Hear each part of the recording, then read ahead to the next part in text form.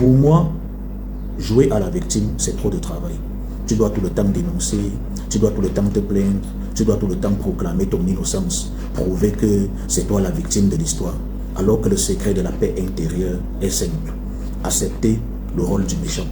Le secret de la paix intérieure n'a rien à voir avec la sérénité, la méditation ou les slogans creux qu'on sert aux hommes pour les adoucir. Il repose sur une vérité brutale que très peu osent regarder en face.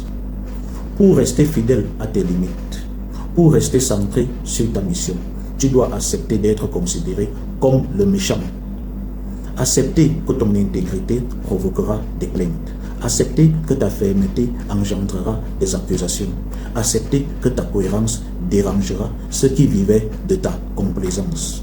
Quand une femme perd le contrôle qu'elle espérait exercer sur toi, elle te collera de nombreuses étiquettes: égoïste, méchant, insensible, froid, distant, rigide, et alors j'ai oublié la cerise sur le gâteau, pervers, narcissique, manipulateur. Ce sont des mots conçus pour fissurer ton armure, pour t'inciter à revenir dans la posture docile qu'elle préfère. Ce sont des projectiles émotionnels, pas des diagnostics, pas des constats d'experts. Elle ne cherche pas la vérité, elle cherche une réaction. Et si tu réagis, tu perds.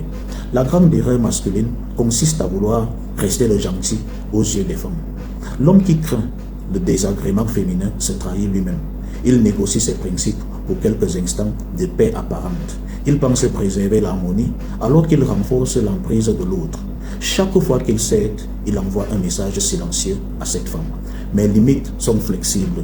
Tu peux les bafouer quand et comme tu veux. Et ce message le détruit, ainsi que le respect qu'on avait encore pour lui.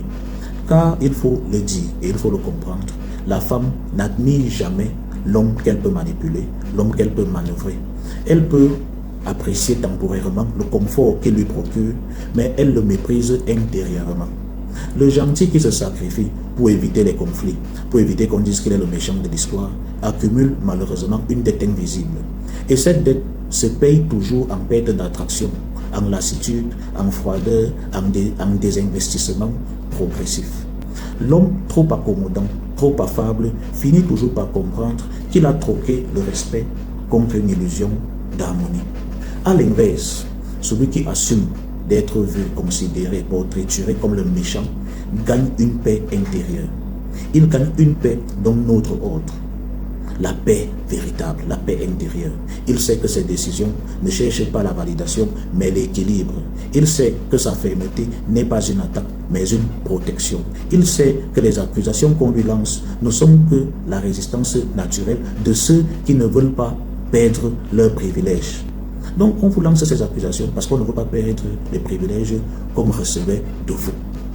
Et cette lucidité, cette froideur, cette logique stratégique vous rend invincible et inébranlable. Être traité de méchant n'a rien d'une tragédie. C'est souvent le signe que tu es enfin en train de reprendre ton propre axe. Tu es en train de chasser les usurpateurs de ton royaume. C'est même peut-être l'unique manière pour un homme de rester entier dans un monde où la masculinité est perpétuellement sommée de s'excuser, d'exister. Le vrai danger n'est pas d'être incompris, mais d'être dissipé. Pas d'être traité de dur, mais d'être vidé de sa substance à travers le rôle du gentil, du vrai homme, de l'homme mature, imposé par le diktat jupitérien féminin. La paix intérieure naît au moment où tu cesses de craindre l'opinion féminine et où tu te permets de tenir ta ligne coûte que coûte. Le méchant n'en est pas un. C'est juste l'homme qui refuse de se renier pour acheter un respect qui ne viendra jamais. Et c'est pour cela que les méchants, ceux qu'on croit qu'ils sont méchants là, ils vivent longtemps. Ceux qu'on croit qu'ils sont méchants là, dorment mieux que les autres. Pourquoi? Parce qu'ils ont compris que le secret de la paix intérieure réside dans l'acceptation du rôle du méchant. Et ceci, les gars, n'est pas seulement limité dans le cadre relationnel.